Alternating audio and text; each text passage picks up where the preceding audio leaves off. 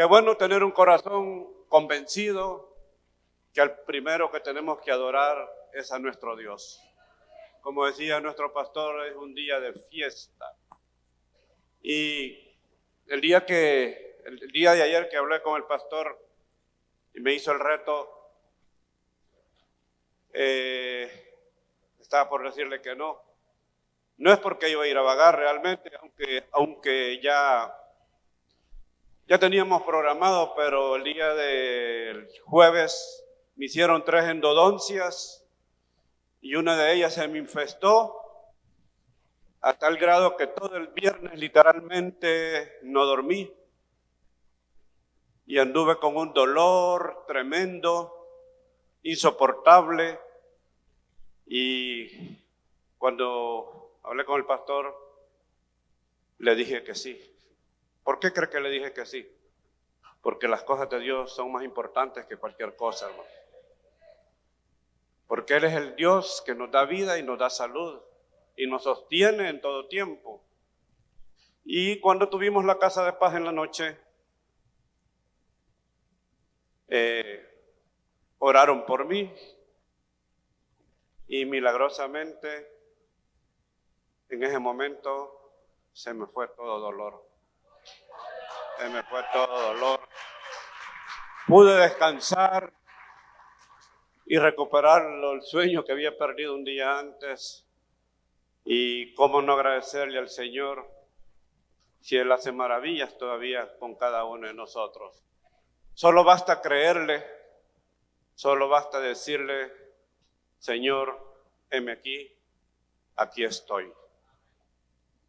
Y como el tema que tenemos hoy es cómo ser sanos de las heridas del alma. Cómo ser sanos de las heridas del alma. Y es que cuando una persona o cuando nosotros reconocemos a Jesucristo como nuestro Salvador, como nuestro Señor, y somos lavados con su sangre preciosa, somos salvos. Somos salvos, pero eso no significa que nosotros totalmente estemos libres de situaciones que hemos venido arrastrando en el trayecto de nuestra vida.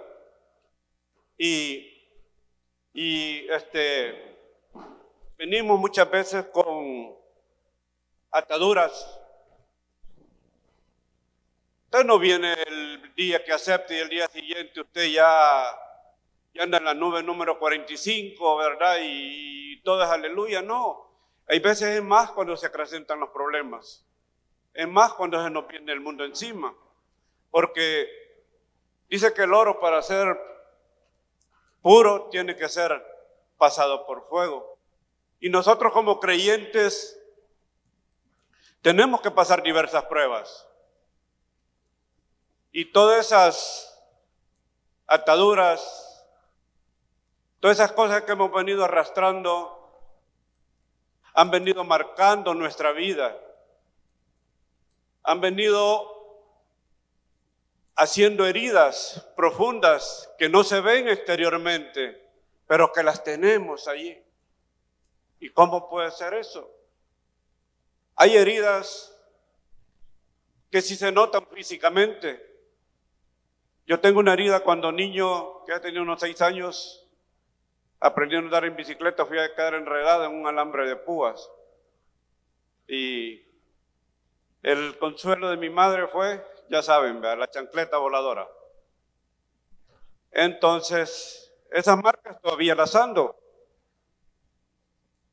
Y esas marcas me dicen que un día yo me caí, pero que me recuperé. Pero también hay marcas como las de nuestro Señor Jesús, cuando murió en el Calvario, que cuando Él resucitó al tercer día, esas marcas eran visibles. Porque cuando se les presentó a los apóstoles, les enseñó sus manos, sus pies y su costado,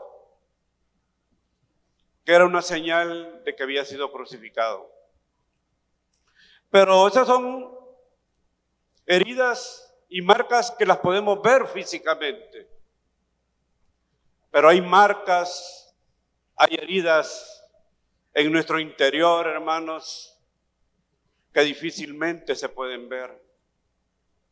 Usted puede ver a un hermano que viene, que se siente en cualquier lugar, que empieza a adorar, empieza a llorar, empieza a clamar, pero dentro de él hay una lucha, dentro de él hay algo que no lo hace ser libre totalmente. Y muchas veces son heridas causadas por personas, heridas donde hemos sido abusados verbalmente, donde hemos sido abusados físicamente, donde hemos sido abusados sexualmente muchas veces, hermano.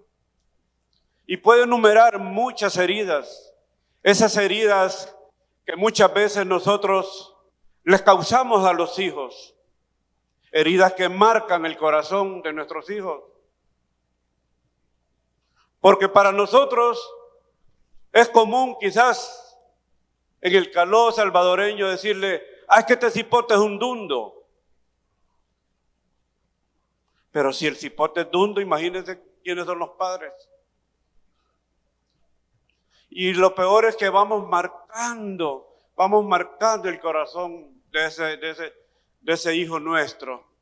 Cuando nosotros empezamos y maltratamos deliberadamente muchas veces, porque es una cultura nuestra, y empezamos a maltratar a nuestra esposa y a decirle cosas, y al día siguiente como que aquí no ha pasado nada. Pero esas heridas van marcando, hermano, y muchas veces esas heridas están aquí adentro, tienen una voz, pero una voz callada, no lo pueden decir porque les da vergüenza, no lo pueden decir porque pueden ser estigmatizados o señalados, o su familia quizás va a quedar en mal. Y a eso nos lleva el Señor esta tarde, a que nosotros sanemos esas heridas que han sido provocadas durante el tiempo y que aún siendo creyentes, muchos de nosotros todavía no somos totalmente libres. Pero hay un Espíritu de Dios, hay un Espíritu Santo que nos libera. Y cuando usted empieza a conocer el Espíritu Santo de Dios, cuando usted empieza a tener intimidad con Él, Él le va declarando y Él le va sanando cada área de su vida que muchas veces no ha sido entregada por pena. A mí me encanta hablar del Espíritu Santo porque es la persona que yo ando adentro. Es el motor de mi vida. Él es el que me dice qué hacer y qué no hacer. Él es el que me señala, me redarguye y también me exhorta. Y me dice, lo que estás haciendo no es bueno. Es que el Espíritu Santo es una persona que quiere hacer algo nuevo en nuestras vidas. Dice Romanos 12, 1 y 2. Romanos 12, 1 y 2. Dice la palabra, así que hermanos, os ruego por las misericordias de Dios que presentéis vuestros cuerpos en sacrificio vivo, santo, agradable a Dios, que es vuestro culto racional. No os conforméis a este siglo, sino transformaos por medio de la renovación ¿de dónde? De vuestro entendimiento, para que comprendáis cuál es la verdadera voluntad de Dios, agradable y perfecta. Aquí este versículo nos está diciendo claramente que nosotros somos los responsables muchas veces de decisiones que tomamos. Y muchas veces decimos, es que el enemigo, es que el diablo. Le echamos la culpa a terceros, es que mi mamá, es que mi líder, es que mi pastor, es que mi jefe en el trabajo. No, la palabra dice que nosotros somos responsables. Pero ¿qué es lo que tenemos que hacer? Renovar nuestro entendimiento, renovando nuestro pensamiento cada día para que nuestra alma, cuerpo y espíritu sean transformados según como Dios quiere, porque Él quiere llevarnos a niveles espirituales más altos. No os conforméis a este siglo, dice.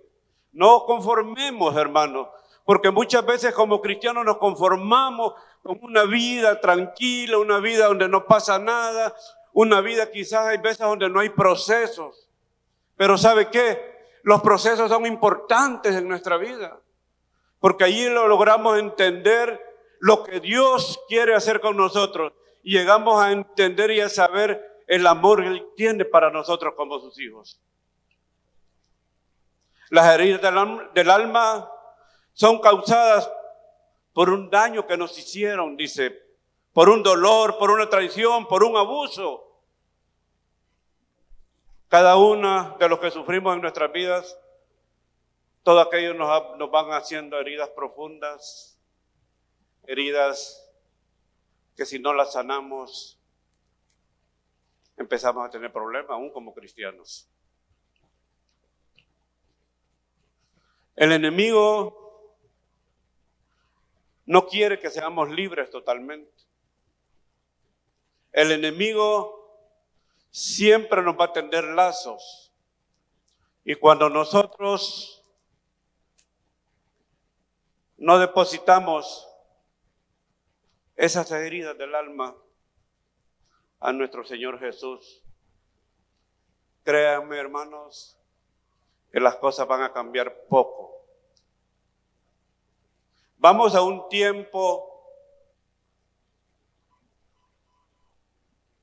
donde vamos a ser probados. Y podrá decir, es una frase ya trillada, el Señor ya viene. El Señor ya viene. Se puede sentir ese ambiente, se puede percibir espiritualmente, porque las cosas espirituales se disciernen espiritualmente. Y va a venir un avivamiento a la iglesia. Y han empezado primero pocos conatos de avivamiento en ciertos lugares. Pero eso quiere decir que nosotros como iglesia debemos de estar preparados cuando venga un avivamiento para esta iglesia. Y nuestros pastores nos los han estado diciendo y advirtiendo. Pero ¿cómo estamos como cristianos? ¿Cómo nos comportamos? No aquí, porque aquí es bien fácil. Aquí es de lo más fácil comportarse como cristiano. Usted habla como cristiano, se comporta como cristiano. Pero ¿qué allá en su lugar de trabajo? ¿Qué allá en su lugar donde usted vive? Decía la esposa de un pastor, se sentó a la par de la otra esposa del pastor y el pastor estaba predicando lindísimo, pero lindísimo. Y esta esposa de un pastor le dice a la otra esposa, qué bueno, le dice, qué maravilloso es tener un esposo así como su esposo, le dice. Qué bien, le dice la otra esposa, pero ese hombre que está aquí no es el que está allá en mi casa, le dice. Ese hombre que está aquí, y entristece, hermano, entristece que nosotros seamos como el camaleón, que depende del ambiente donde estemos, así vamos cambiando de colores. Y no reflejamos el amor de Dios de nosotros. Y no reflejamos ese cambio de vida que Dios va transformando día con día en nuestra vida. Porque Dios, como les repito, quiere hacer cosas grandes con cada uno de nosotros. Vamos a leer en 2 Samuel 9.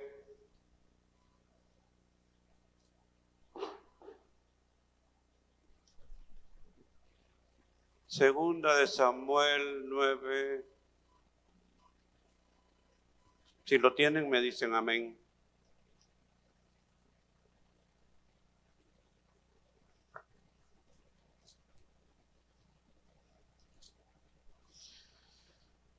Del 1 al 10.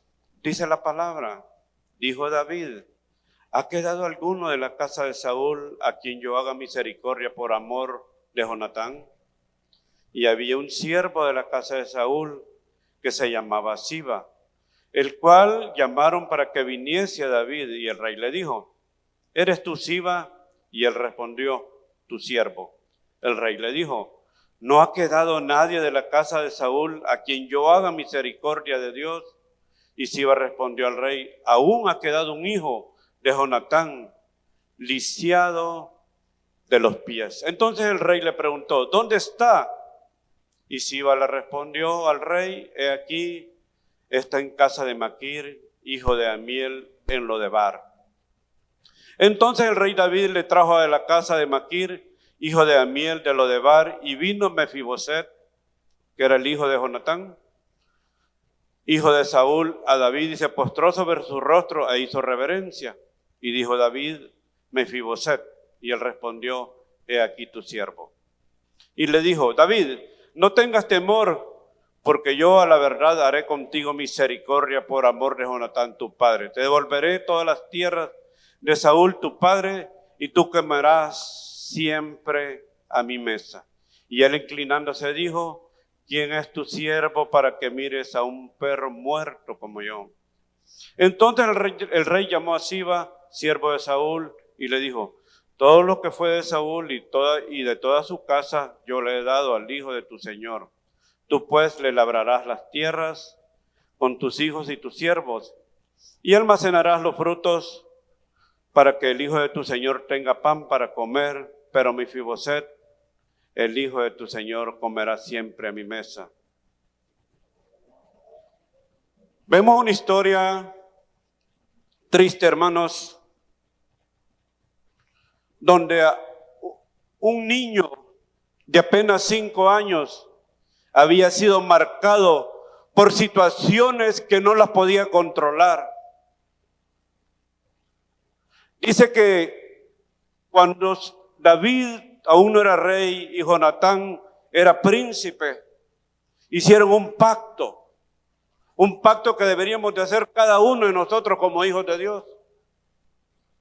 Tus victorias serán mis victorias, tus derrotas serán mis derrotas. Yo siempre estaré dispuesto ahí para ti y tú estarás dispuesto para mí. Y es que hay veces necesitamos una mano que nos levante. Más como hijos de Dios, más como pueblo de Dios. Y pasó el tiempo y el rey Saúl se fue a la guerra con su hijo Jonatán y ellos mueren. Y se oye un alboroto en la casa, bulla, gritos. Y la nodriza, la que cuidaba al niño Mefiboset, se da cuenta que hay un peligro. Se da cuenta que algo anormal está sucediendo en ese momento. Y hay que sacar a ese niño apresuradamente, porque los que habían matado a Saúl y a Jonatán también iban a ir por el palacio. Y esa era la cultura en esos tiempos. Ese niño de 5 años dice que lo agarró la nodriza en pañales, lo envolvió y salió corriendo. Yo me puedo imaginar ese cuadro, me lo he pintado en mi mente. Salió corriendo buscando para el bosque a esconder a ese niño, pero con tan mala suerte que encuentra una rama o una piedra, qué sé yo, y se tropieza. ¿Y sabe cuál fue la peor parte? Que ese niño se cae y se fractura los 2 pies, los 2 tobillos. Y se puede imaginar ese niño que un día perdió su abuelo, ese mismo día perdió su padre, y ese mismo día perdió sus piernas. ¿Ustedes creen que eso no causaría un gran dolor? Y como para ponerle un sello a lo que estaba sucediendo, la nodriza lo lleva a una ciudad que se llama Lodebar. Lo, que quiere decir no, y Debar, que quiere decir palabra. Y es que cuando ese niño se cae, se oye un crack. Imaginen unos huesos que se quiebran. Y entre gritos, entre llanto y entre medio de la angustia, este niño lo llevan para Lodebar. Ahí como que estuviera firmando su sentencia. Pero es que Dios se está moviendo en todo momento. Por eso, cuando usted esté pasando por situaciones difíciles y que no las va a entender, Dios está en medio del asunto. Dios está en medio del asunto. Dios no lo va a dejar desamparado.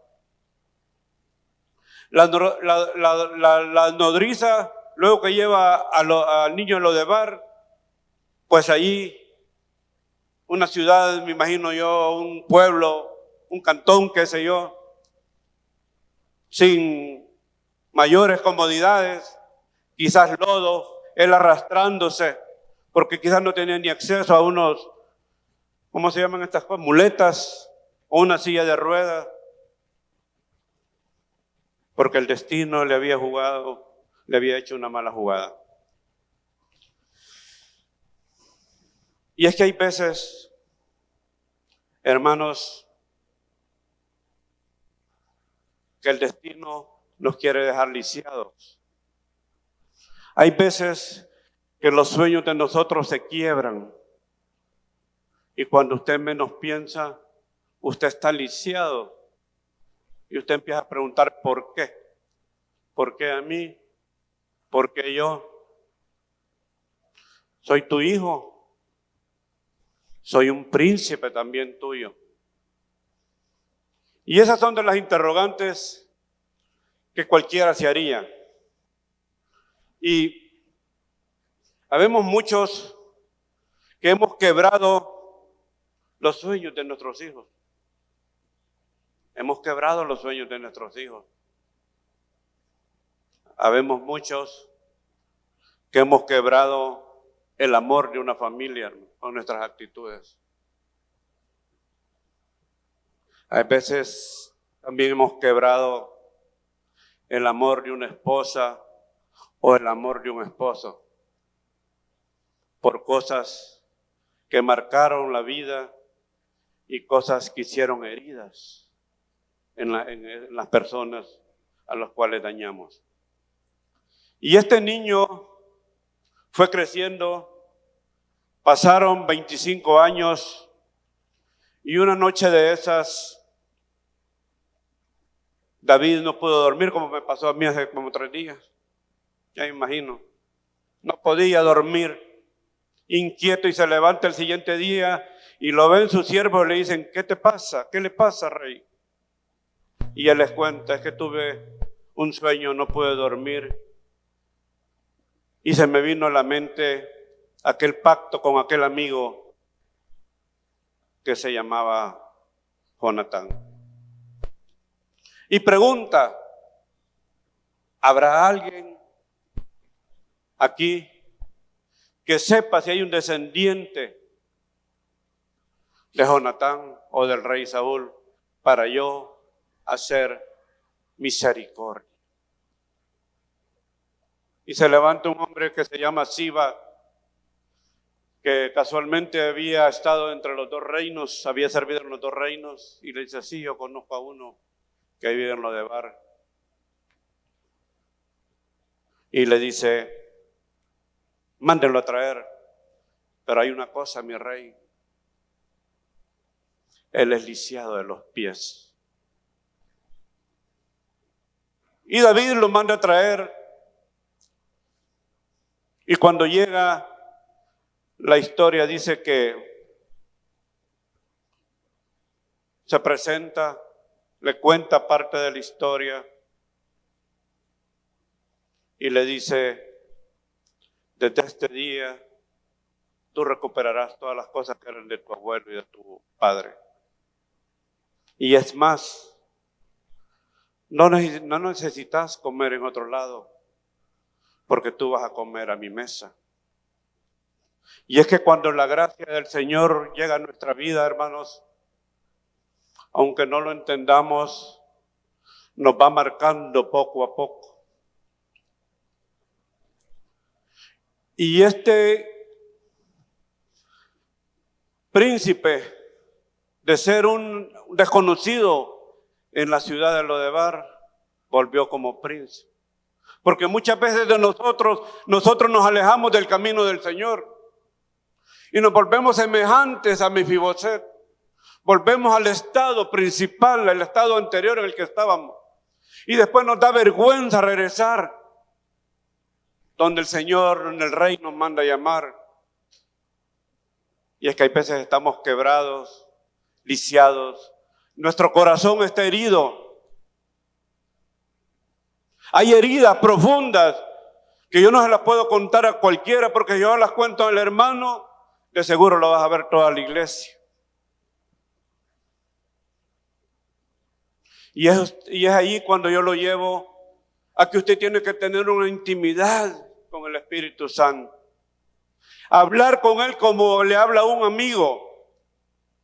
Y muchas veces quedarse quieto, porque también Él quiere hablarle a su vida. La gracia del Señor está para aquel que la quiera alcanzar, hermano. Pero hay que pelearla. Hay que pelearla día a día. No es fácil. Aquí no les está hablando a alguien que ha sido fácil la vida, hermano. Ya a veces les he contado, quizás yo ya me hubiera muerto unas 15 veces para lo que me ha pasado. Pero es la misericordia y la gracia de Dios que me tiene en este lado. Y cómo no yo he de servirle. Y cómo no yo he de estar aquí. Si el que me amó, me llamó, y el que me llamó, me salvó. Como están cada uno de ustedes.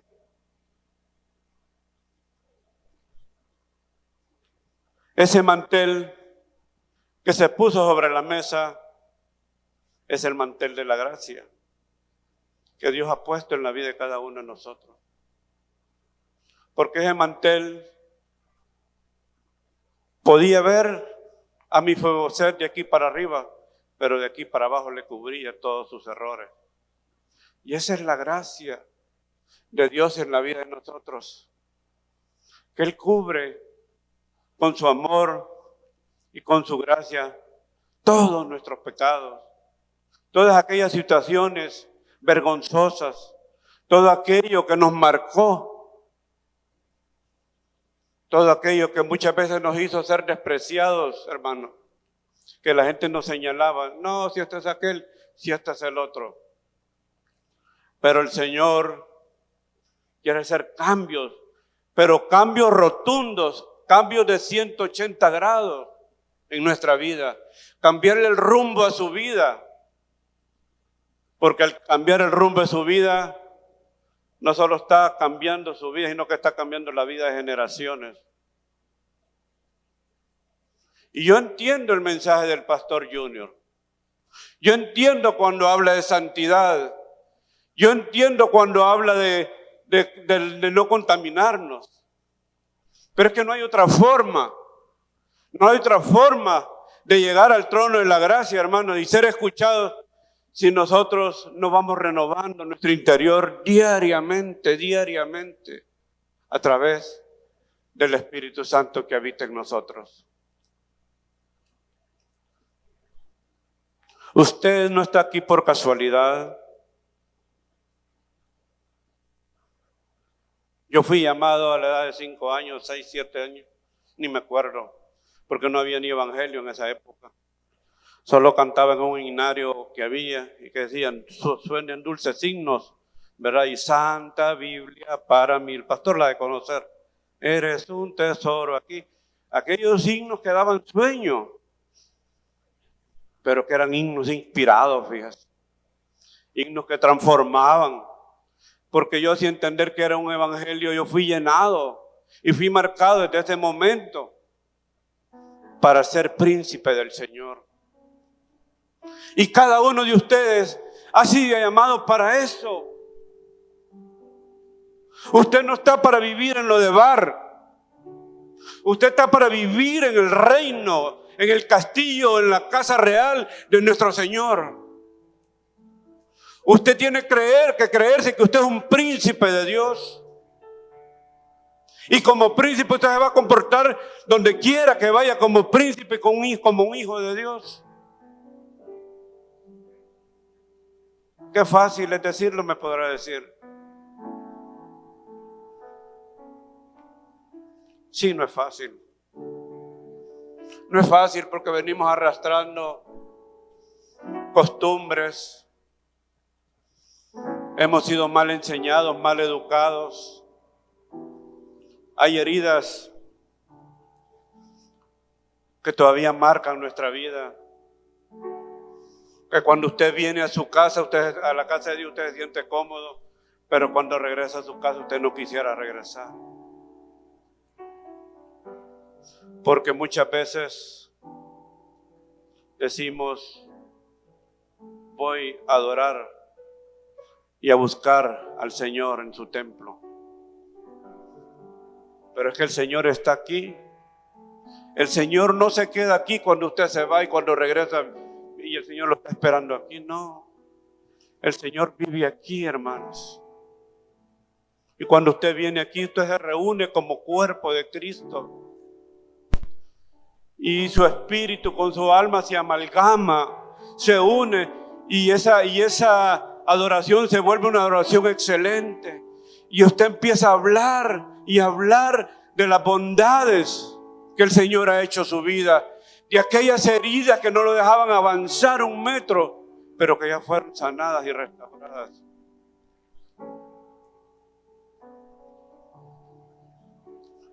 Somos parlantes, hermanos. Solo somos parlantes de su voz cada uno de nosotros, y muchas veces con un ministerio, con cualquier cosa que nos creemos que ya tenemos un estatus espiritual. Solo somos parlantes, y el parlante no suena si no hay micrófono y si no hay alguien quien hable. Dios nos llama a tener humildad también. Dios nos llama a reconocer que hay actitudes en nosotros que van a marcar a personas ajenas a nuestra vida. Y lo peor de todo, que estamos marcando a nuestra familia, hermano. Yo sé que no es un mensaje que pueda causar gritos, alegría, aplausos, pero el Señor quiere hablar. El Señor quiere hablar a nuestros corazones. Y es difícil, hermano. Es difícil. Uno no se quiere levantar en la madrugada a orar porque el cuerpo está cansado. Pero cuando usted entra en la presencia de Dios, usted empieza a sentir un reposo en el Señor. ¿Y para qué le cuento? Después ni dormir puede, porque usted va lleno de la presencia del Señor. Y cuando menos siente, usted va cambiando ciertas cosas. Todavía hay muchas cosas que cambiar en mi vida. Todavía, hermano, soy imperfecto. Pero Dios quiere hacer de su vida y de la mía algo nuevo, algo excelente. Que cuando usted venga a adorar, le adore con excelencia. Que cuando usted venga a adorar, esa adoración suba al trono de su gracia como un olor grato, fragante. Aquello cuando usted pasa ahí por los restaurantes donde venden carne asada, que le da hambre y quisiera. Así es cuando nosotros adoramos al Señor con un corazón contrito, humillado y buscando la aprobación de Él con nuestras vidas cada día.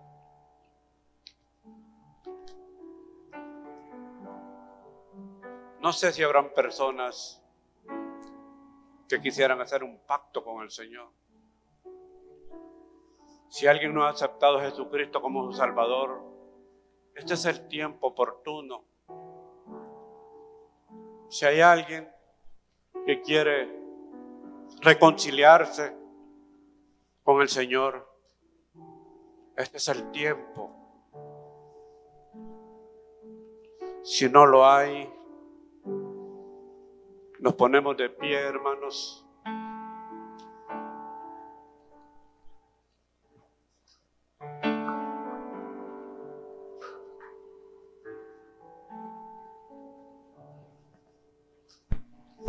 Esta semana es el tiempo de reconciliación con el Señor. Como decía nuestro pastor, quizás no sea cabal esta semana, pero fue una semana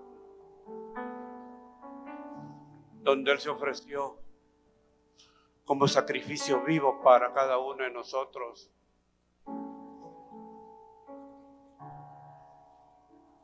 Y un día jueves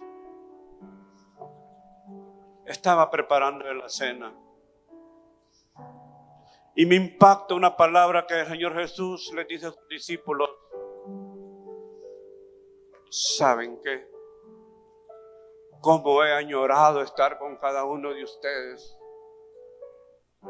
Porque Él sabía que se estaba despidiendo de ellos en lo terrenal.